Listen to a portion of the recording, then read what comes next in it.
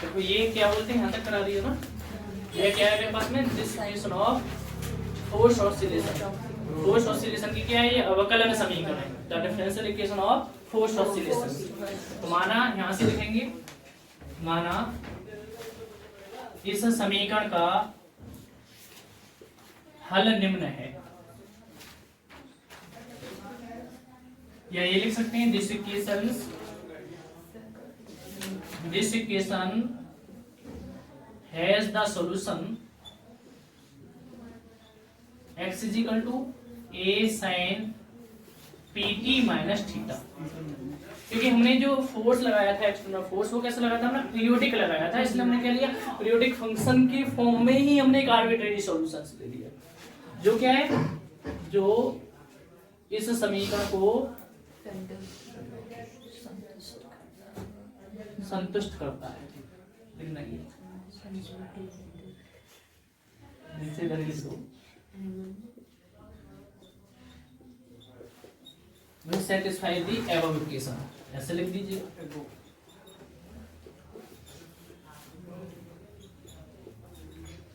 वैसे equation number कौन सी मानी है आपने, ये इक्वेशन मान रखी है, इक्वेशन मान लीजिए। कितने नंबर डालें, 4 आएगा। तब मेरे पास में क्या होगा, मुझे D square x over d t square की वैल्यू चाहिए और D x over d T की वैल्यू चाहिए, और उसमें इक्वेशन में 4 में पुट कर दीजिएगा। तो मेरे पास में क्या होगा, d x over d t, या लिख सकते हैं differentiating with respect to t, d x over d t क्या हो जाएगा, ए साइन का क्या हो जाएगा, cos P T minus theta into p. भाई पी टी क्या करेंगे तो अगेन क्या हो गया, d square x over d t square minus के ए पी स्क्वायर लिख दो, sine P T minus theta, cos theta का minus sine theta. Putting this value in equation 4, putting this value in equation 4, तो मेरे पास में क्या होगा, माइनस के A P square sine P T minus theta plus 2 K A P cos P T minus theta plus omega square X की value थी हमारी A sine P T minus theta is equal to मेरे पास में क्या है, F naught sine P T. ठीक है, मैंने क्या काम किया, sine P T minus theta common ले लिया, मेरे पास में जो A sine P T minus theta मैंने कॉमन ले लिया, तो अंदर बचेगा मेरे पास में ओमेगा स्क्वायर माइनस के पी स्क्वायर प्लस के क्या हो गया, 2 K A P cos P T minus theta is equal to कितना हो गया मेरे पास में, F naught sine P T. अब इधर देखिएगा, यहाँ पे बस आपको एक, अब तक तो कुछ नहीं किया है, आपको बस रटना नहीं है कहीं भी, आपको क्या करना है, देखो यहाँ पे क्या पी टी माइनस थीटा का फॉर्म बन रहा है, यहाँ पे भी पी टी माइनस थीटा का फॉर्म बन रहा है, तो हम क्या कर सकते हैं, इसको आगे एक्सपेंड कर सकते हैं, कुछ कॉमन आ जाएगा। अपना आइडिया हम रुक गए यहाँ पर, हम आगे इसे फर्दर सॉल्व नहीं कर पा रहे, इसको करेंगे क्या होगा, कुछ नहीं, ना तो कोई क्रॉस होगा ना कुछ होगा। तो हमने क्या किया, पीटी में क्या किया, थीटा को ऐड कर दिया और थीटा को घटा दिया, तो मेरे पास में क्या हो गया, A sine PT minus theta omega square minus P square plus 2 K A P cos PT minus theta, F naught क्या हो गया, sine PT plus sorry minus K theta और प्लस के थीटा। अब मैंने इसको क्या मान लिया, ए मान लिया, इसको मैंने क्या मान लिया, बी मान लिया। अब मैं इसको साइन ए प्लस बी से ओपन कर सकता हूँ, ठीक है ना। तो मेरे पास में क्या हो गया, A sine P T minus theta omega square minus P square plus 2 K A P cos P T minus theta is equal to F naught sine P T minus theta into sine A cos B plus cos A P T minus theta into sine A. कोई दिक्कत नहीं होनी चाहिए। अब देखो मैं आगे से फर्दर सॉल्व करूं तो मैं ऐसे करूं कि इसमें P T minus theta sine P T minus theta और cos P T minus theta का क्या कर लूं, मैं कोफिशिएंट की क्या कर लूं, कंपेयर कर लूं और तुलना कर लूं। तो मेरे पास में क्या हो गया, comparing the coefficient of sine P T minus theta and cos P T minus theta. क्या लिखेंगे, sine PT minus theta cos PT minus theta के गुणांकों की तुलना करने पर। हिंदी में लिखूं? नहीं सर। हो जाएगा ना, गुणांक याद रहेगा ना, कोफिशिएंट। तो मेरे पास में क्या हो जाएगा, इधर देखें, इधर क्या आएगा भाई, मेरे पास में क्या साइन पीटी माइनस थीटा की कंपेयर कर रहे हैं, तो a into omega square p square, तो e ओमेगा स्क्वायर माइनस, तो ये आ जाएगा मेरे पास में a ओमेगा स्क्वायर माइनस के P square is equal to, यहाँ पे क्या आएगा एफ नॉट कॉस थीटा। ठीक है, एफ नॉट कितना हो गया, कॉस थीटा। इधर दूसरे में करें, इसमें करेंगे तो क्या हो गया 2KAP, ये तो आएगा 2KAP इज इक्वल टू किसके बराबर आएगा मेरे पास में, एफ नॉट साइन थीटा। ठीक है ना, F naught sine theta. Equation number कितने होगी मेरे पास में, 5 हो गया, और इक्वेशन नंबर पास में 6 हो गया। देखो मेरे पास में अब मैं क्या करूंगा, इसका आगे सॉल्व करने के लिए देखिएगा, अपना दिमाग लगाइएगा। यदि मैं इसका स्क्वायर कर दूं, दोनों तरफ से इसका भी स्क्वायर कर दूं और इसका भी स्क्वायर कर दूं और दोनों को ऐड कर दूं, तो आप क्या होगा, साइन स्क्वायर थीटा और कॉस स्क्वायर थीटा क्या होगा, एक हो जाएगा, इसलिए हम कर रहे हैं।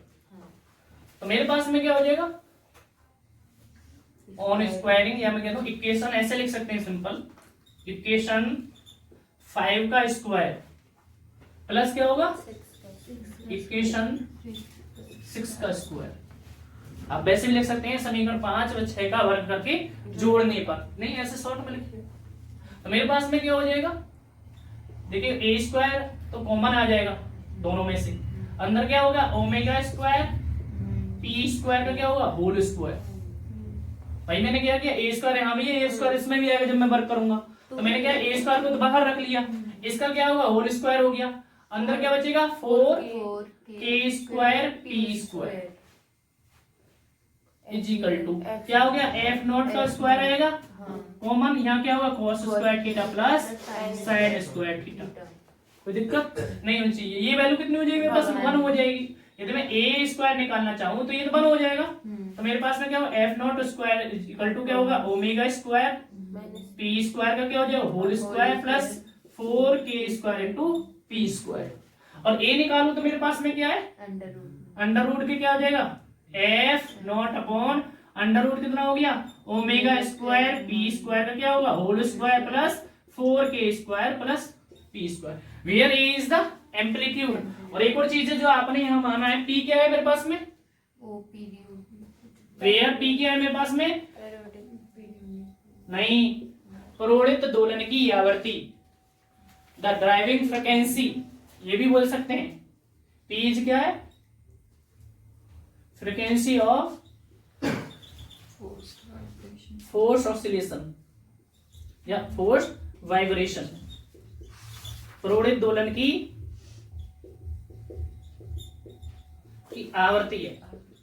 भाई मेरे पास में जो एक्सटर्नल जो आपने पीरियोडिक फोर्स लगाया है वही तो उसका ऑसिलेशन को क्या कर रहा है, बढ़ा रहा है, वही तो उसकी फ्रीक्वेंसी से ही तो ऑसिलेशन करेगा। अपनी नेचुरल फ्रीक्वेंसी कौन सी होगी फिर, भाई हमारे पास में पार्टिकल है, यदि कोई मोशन कर रहा है तो उसकी क्या बोलते हैं नेचुरल फ्रीक्वेंसी कौन सी होगी ओमेगा।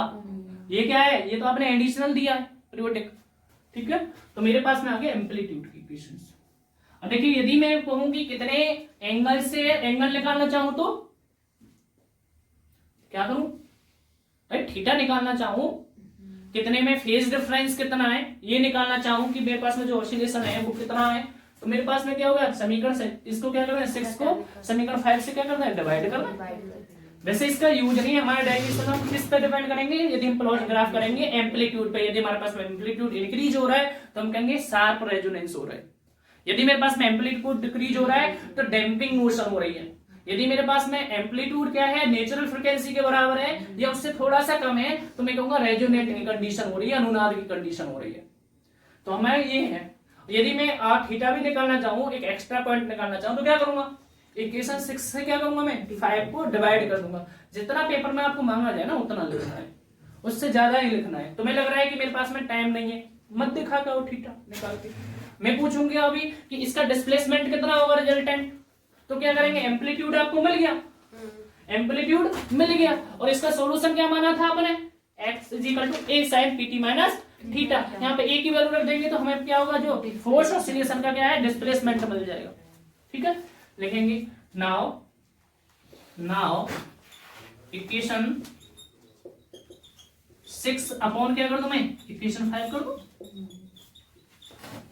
ठीक है, अब मेरे पास में क्या होगा, इधर देखो एफ नॉट तो रहेगा, एफ नॉट से एफ नॉट कैंसिल आउट हो जाएगा। इधर देखो जब हम डिवाइड कर रहे हैं तो क्या होगा, sine theta upon cos theta, क्या होगा टेन थीटा, और इधर क्या होगा 2 के ए से ए भी कट जाएगा, पी अपॉन क्या हो जाएगा, ओमेगा स्क्वायर माइनस के पी स्क्वायर। थीटा निकालना चाहे तो क्या हो जाएगा, 2 के पी अपॉन क्या हो जाएगा, ऐसे लिख सकते हैं tan inverse theta is equal to क्या होगा, टेन इनवर्स 2 के पी अपॉन क्या हो जाएगा, omega square minus P square. और यदि मैं डिस्प्लेसमेंट निकालना चाहूं तो इधर ही कॉर्नर में लिख देते हैं डिस्प्लेसमेंट।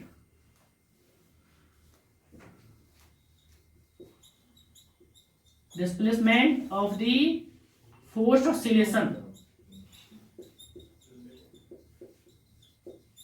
वो क्या हो गया, x इज इक्वल टू क्या हो गया, a की वैल्यू रख दें, क्या था x इज इक्वल टू था a sin pt minus K theta, a की वैल्यू रख दीजिएगा, क्या हो जाएगा f not sin pt minus K theta upon क्या होगा, अंडर रूट कितना हो जाएगा, ओमेगा स्क्वायर पी स्क्वायर का क्या होगा, होल स्क्वायर प्लस के 4k square into P square. ये आपसे डिस्प्लेसमेंट पूछे तो डिस्प्लेसमेंट। अब क्या है, अब हम बस केवल ग्राफ को ड्रॉ करेंगे जब मेरे पास में क्या है, फ्रीक्वेंसी क्या हो जाए। देखो मैं इसको जो अभी फोर्स ऑसिलेशन की जो फ्रीक्वेंसी बोला है, मैं इसको ड्राइविंग फ्रीक्वेंसी भी बोल सकता हूँ। ड्राइविंग का मतलब आगे का मोशन वही तो करा रहा है जो आपने एक्सटर्नल, भाई आप पहले कोई ये बॉडी थी और ये आपने क्या है, अपने नेचुरल फ्रीक्वेंसी से वाइब्रेशन कर रही थी, कुछ टाइम बाद क्या होगा, रुक जाएगी, अवमंदन हो जाएगा। उसके बाद में क्या, आपने क्या एक पीरियोडिक फोर्स लगा दिया, जब पीरियोडिक फोर्स लगा दिया तो अब जो तुम्हारे पीरियोडिक फोर्स की वजह से वो क्या करेगी, ऑसिलेशन करेगी। इसका मतलब क्या, ड्राइविंग फ्रीक्वेंसी बोल सकता हूँ कि आप उसको ड्राइव कर रहे हैं, चला रहे हैं, तो इसको क्या बोल सकता हूँ, ड्राइविंग फ्रीक्वेंसी। यदि ड्राइविंग फ्रीक्वेंसी क्या हो जाए, नेचुरल फ्रीक्वेंसी से क्या हो जाए, कम हो जाए, नंबर एक कंडीशन। जब ड्राइविंग फ्रीक्वेंसी ग्रेटर देन हो जाए किससे, नेचुरल फ्रीक्वेंसी से। जब ड्राइविंग फ्रीक्वेंसी क्या हो जाए, इक्वल हो जाए नेचुरल फ्रीक्वेंसी से, तो मुझे क्या ग्राफ मिलता है, वो ग्राफ ड्रॉ कर देंगे और कंडीशन बता देंगे।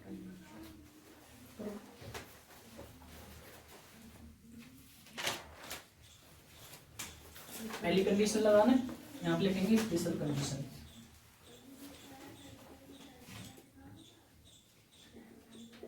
इसके आने के ज्यादा चांसेस है इसका, है ना। पहली कंडीशन लगाना है, एट लो ड्राइविंग फ्रीक्वेंसी,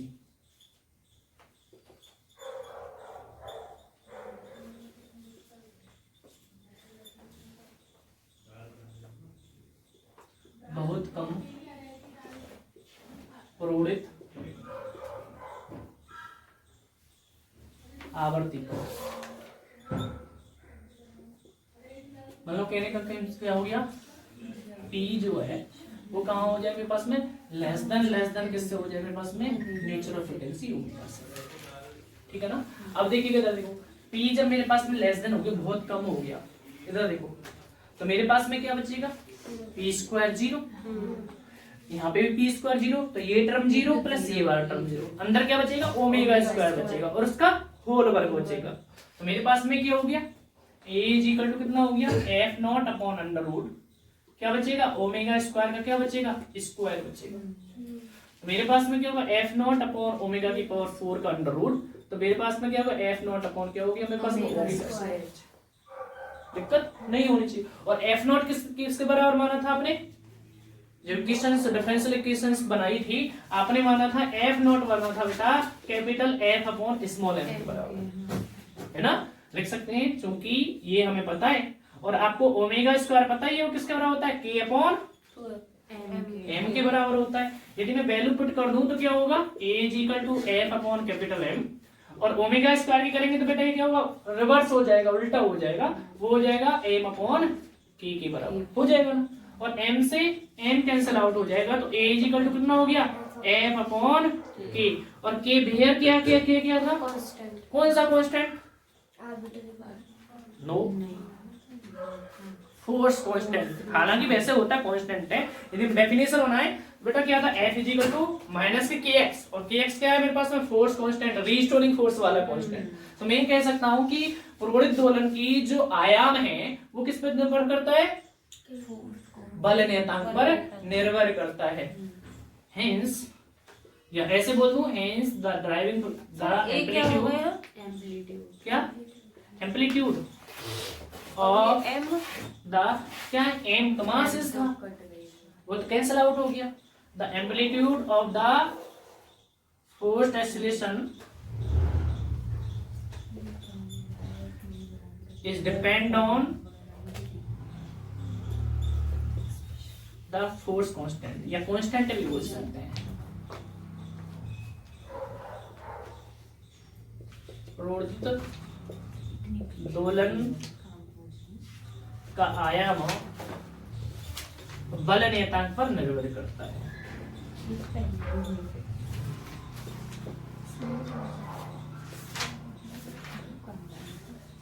अब सेकंड केस ले लें, यदि मेरे पास में क्या हो जाए,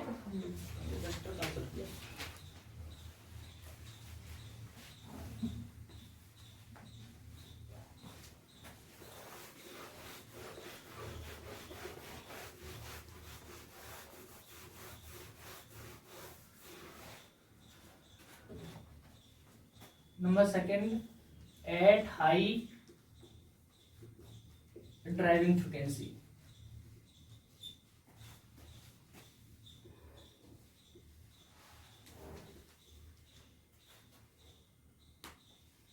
उच्च प्रवृत्त आवृत्ति पर, मतलब क्या हो गया इस बार, P ग्रेटर देन किसके बराबर हो जाए, ओमेगा की।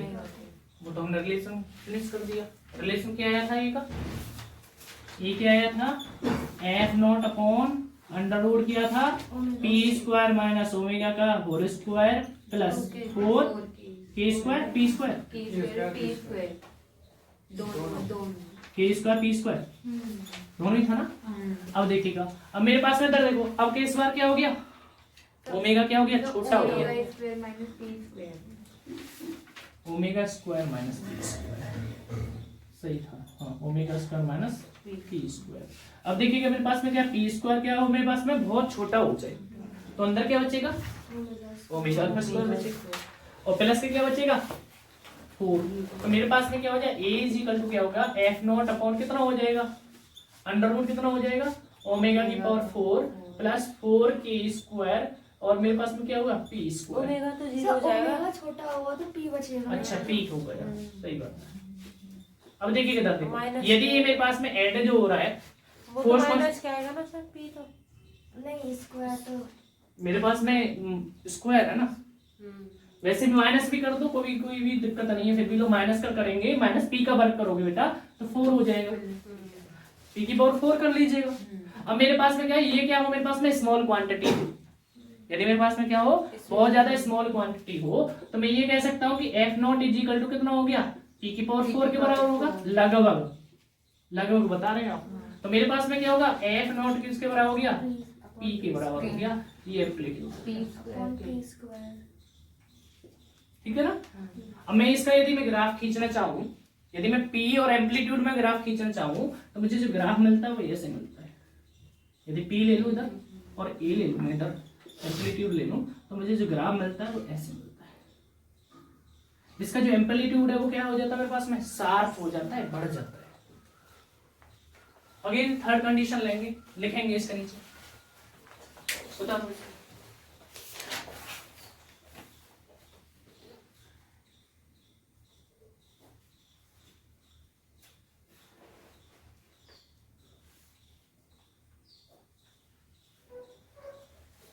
एक और भी रिलेशन और आगे भी कर सकते हैं, संबंध निकालना चाहें तो। इधर देखो, यदि मैं f की वैल्यू रख दूं तो ये बराबर क्या हो गया, f upon capital M into p square. तो मैं कह सकता हूँ किस पे निर्भर कर रहा है, और p मतलब m पर और फोर्स पर। तो फोर्स कहाँ से आ गया, फोर्स तो कांस्टेंट था, इक्वल लगा दिया आपने। मेरे पास में इधर देखो, बार बार फोर्स लगाया था आपने, जो फोर्स लगाया था पीरियोडिक फोर्स एक ही बार लगाया था आपने। मेरे पास में क्या हो गया, इधर एम पे डिपेंड कर रहा है, उसका मास जो है मास पे डिपेंड कर रहा है और उस पे ड्राइविंग फ्रीक्वेंसी पे डिपेंड कर रहा है। अतः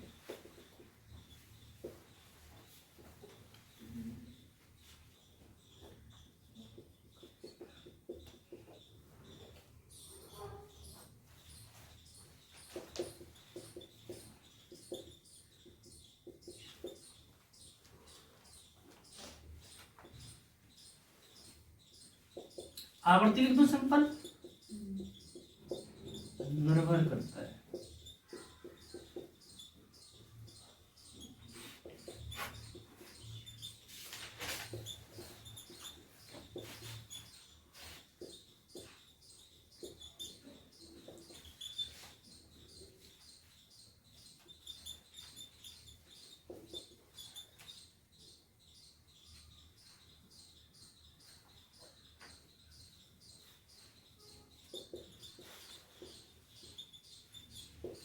Hence the forced vibration depend on the mass and frequency.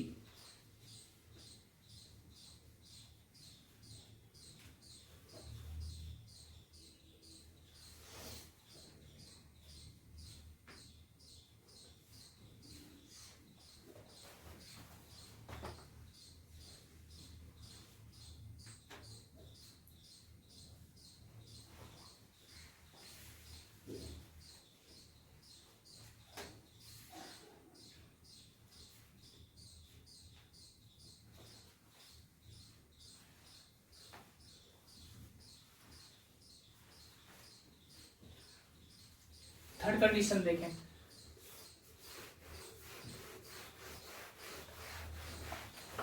Third condition में क्या करेंगे भाई, इधर देखो पहले तारना बाद में, इधर लिखो एट क्या होगा, ड्राइविंग फ्रीक्वेंसी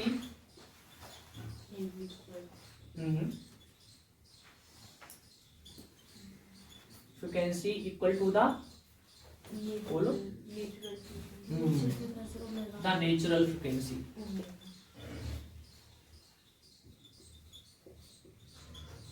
मतलब क्या हो गया, जब ऐसे लिखेंगे, जब ये हिंदी में ध्यान नहीं रहता, प्रेरित दोलन की आवृत्ति किसके बराबर हो, स्वाभाविक आवृत्ति के बराबर है।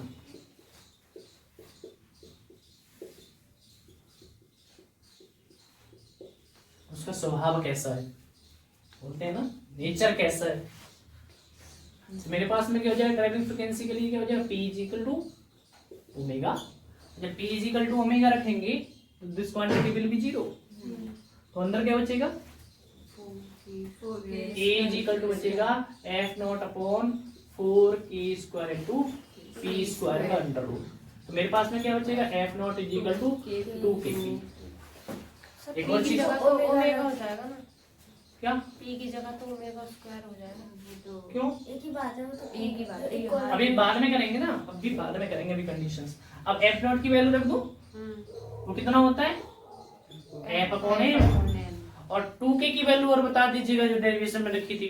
2k की वैल्यू कितनी थी, 2k is equal to B upon M, याद है मुझे, चूंकि लिख सकते हैं F naught is equal to क्या था, कैपिटल F अपॉन M, और 2k बराबर माना था हमने V अपॉन M। तो मेरे पास में V अपॉन M रखेंगे तो M ऊपर पहुंचेगा, इसकी जगह वैल्यू रख दी बेटा, इधर क्या गया M और ये क्या हो गया P। अब मेरे पास में क्या, M से M कैंसिल, तो A इज इक्वल टू कितना हो गया, F is equal to BP, और P इज इक्वल टू क्या है, ओमेगा। आप ये भी रिलेशन कर सकते हैं, और A इज इक्वल टू क्या हो गया, F upon V into omega. मतलब कहने का मीन्स यदि मेरे पास में क्या हो जाए, ड्राइविंग फ्रीक्वेंसी नेचुरल फ्रीक्वेंसी के बराबर हो जाए तो ये वाली कंडीशन आएगी, P is equal to omega, ये वाला फिगर बनाना है, और उसके जो आयाम है वो कहाँ हो जाएगा, इनफिनिटी पे हो जाएगा। ये हमने दिखाया नहीं, अब दूसरे वाले फिगर में दिखाएंगे, सावनेस और रेजोनेंस में इनफिनिटी पे क्या होगा, उसका एम्पलीट्यूड पहुंच जाएगा। और ये क्या होगा, ये कौन सा ग्राफ दिखाएगा, ये ग्राफ जो शो करेगा वो दिखाएगा एफ अपॉन ओमेगा स्क्वायर का ग्राफ, ठीक है ना।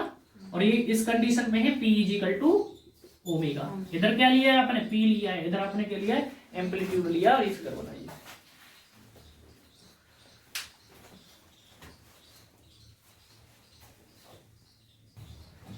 देखो अभी इसका प्लॉट जो बनाएंगे हम,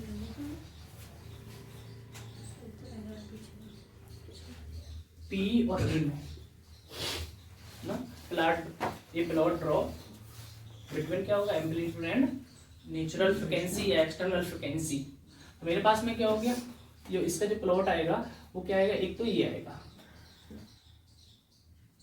ये क्या दिखा रहा है, ये बताएगा जब मेरे पास में P is equal to omega हो जाएगा तो उसका जो एम्पलीट्यूड है कहाँ होगा, जहां के इनफिनिटी पे मिलेगा। समझ में आ गया। जब मेरे पास में क्या होगा, P की वैल्यू मतलब जो फ्रिक्वेंसी है उसकी आवृत्ति क्या हो, अनुनाद की रेजोनेंस की कंडीशन से क्या हो, थोड़ा सा कम हो, तो मेरे पास में जो प्लॉट आएगा वो कैसा आएगा, थोड़ा सा शार्प आएगा, ठीक है। यदि मेरे पास में क्या हो, एम्पलीट्यूड क्या हो जाए मेरे पास में और कम हो जाए, तो मेरे पास में क्या आ जाएगा, एक ऐसे आएगा, फ्लैट के करीब में आएगा। मतलब फ्लैट का मतलब है सीधी एक लाइन आएगी, जब हमने कर्व सी बना दी है। फ्लैट का मतलब क्या है, इसमें एम्पलीट्यूड नहीं है। लिखेंगे पहली कंडीशन, पहले तो लिखेंगे इसका रेजोनेंस कंडीशन डालें, शार्पनेस ऑफ रेजोनेंस, अनुनाद की तीक्ष्णता,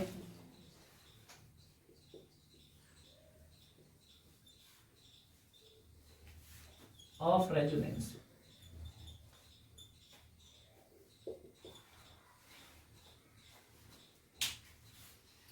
लिखो the curve between external frequency,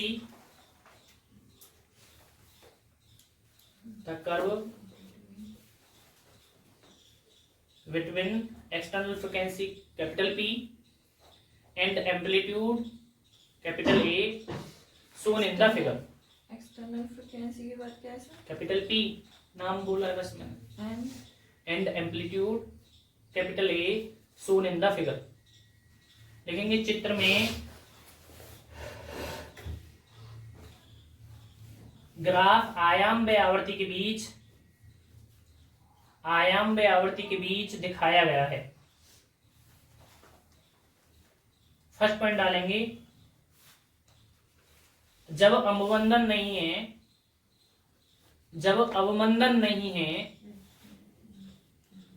तब P is equal to omega पर, तब P is equal to omega पर आयाम अनंत हो जाता है। Where there is no damping, first point लिखो, where there is no damping then P is equal to omega, then P is equal to omega, the amplitude becomes infinity, the amplitude becomes infinity। Second point लिखेंगे, यदि P का मान omega से थोड़ा कम है, यदि P का मान ओमेगा से थोड़ा कम है तब यह अनुनाद की स्थिति कहलाती है, तब यह अनुनाद की स्थिति कहलाती है।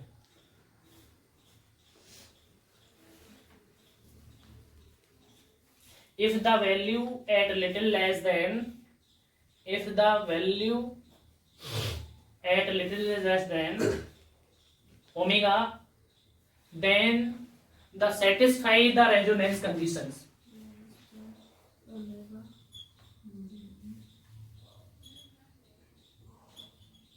Then the satisfy the resonance conditions।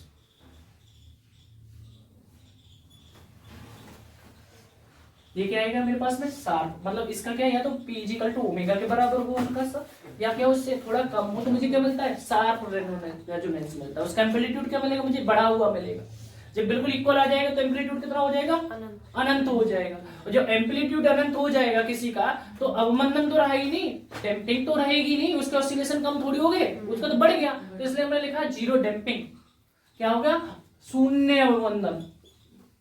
ये ग्राफ क्या बता रहा है, शून्य अवमंदन। और ये क्या हो गया, शार्प रेजोनेंस। शार्प रेजोनेंस का मतलब क्या होगा? तीक्ष्ण अनुनाद की कंडीशन होता है। थर्ड कंडीशन लिखें, थर्ड पॉइंट लिखें। जब आवर्ती अनुनाद से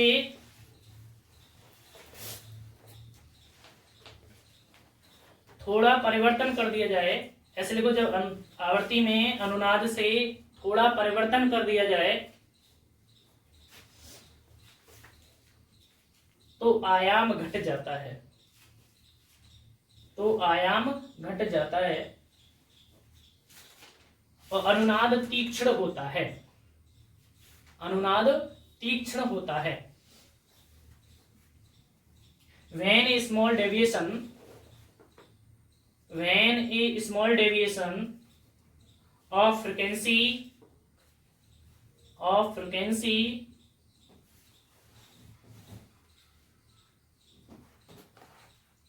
from the resonant condition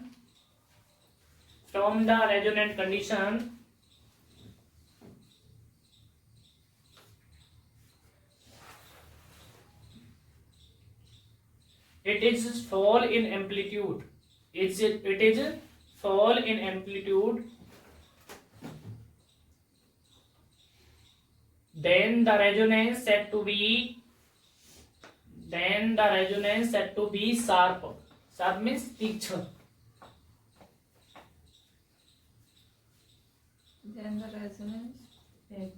तीक्ष्ण अनुनाद का मतलब क्या है? तीक्ष्ण अनुनाद का मतलब है कि उसका जो वाइब्रेशंस है ना, वो उसकी जो पीक है, जो एम्पलीट्यूड है, वो क्या होगा? बहुत ज्यादा होगी। जो मेरे पास में क्या होगा, इसमें देखना, इसमें आप एम्पलीट्यूड बता पाएंगे? नहीं है। ये क्या होगा? ऐसा लगेगा जैसे कैसा है? फ्लैट, सपाट। देखेंगे third fourth condition. Fourth condition में क्या लिखेंगे? जब आयाम में कमी काफी कम होता है, जब आयाम में कमी काफी कम होती है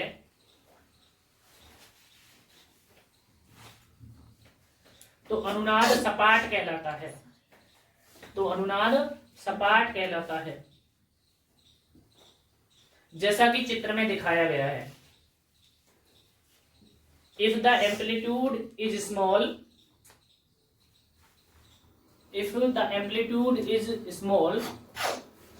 then resonance said to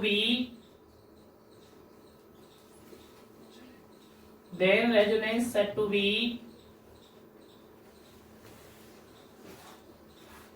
flat resonance, सपाट अनुनाद। इसका मतलब क्या हो गया? इधर देखें, यदि मैं यहाँ देखूं तो यहाँ पे क्या होगी? फ्रीक्वेंसी कैसी होगी मेरे पास में? बहुत ज्यादा होगी, शार्पली। जैसे जैसे हम बढ़ते जा रहे हैं उसके बाद में क्या होगी मेरे पास में? आगे जाकर के डिक्रीमेंट होगा। ठीक है ना? बस इतना ही बताना है, एक फिगर, दो फिगर और तीन फिगर, और तीनों के बारे में।